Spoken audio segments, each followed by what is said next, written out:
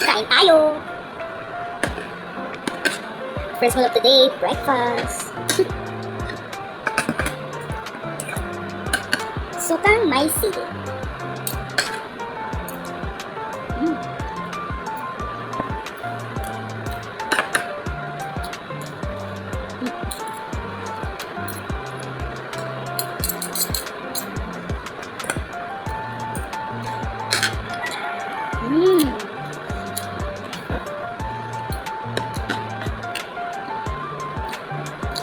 Sa umaga, lagi ako heavy breakfast.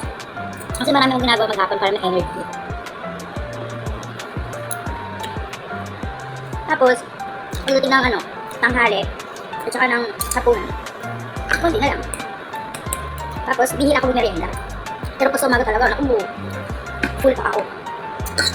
Para may energy.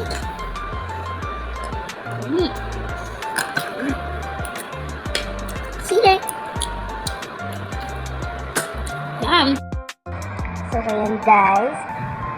Pag magbe-breakfast ako, lagi gusto ko may itlog. Tapos, kahit ano pa yan, gusto ko lagi sausawan. Suka na may sili. Yummy! Yan.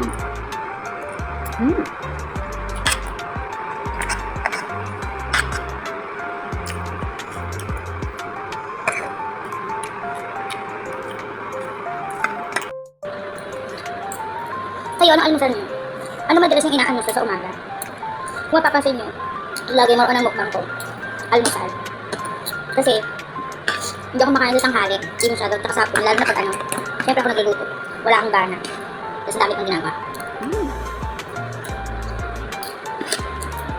Kaya dapat, full pa ako sa umaga. Pag hindi, wala. Nakantukin ako.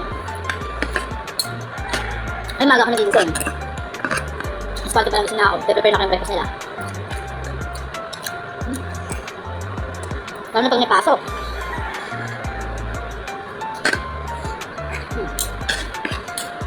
At isa, hindi na ako masyadong kumain sa tanghali. Kaya sa gabi, hindi na ako yung magugutom na gutom.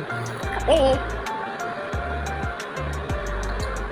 Hindi pwede wala akong kape sa umaga. Hindi kumpleto ang araw. Maka-ice cold pa yan or hot coffee. I love it. Kain tayo.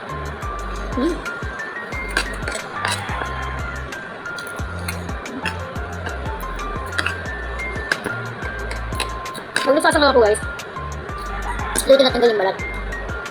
Kaya sabi ng mama ko, andyan daw yung lasa. Hindi, ayaw ko naman.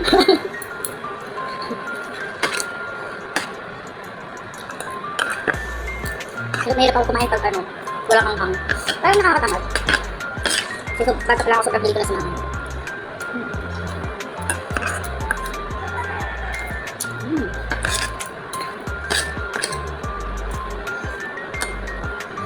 Yummy. Kape tayo.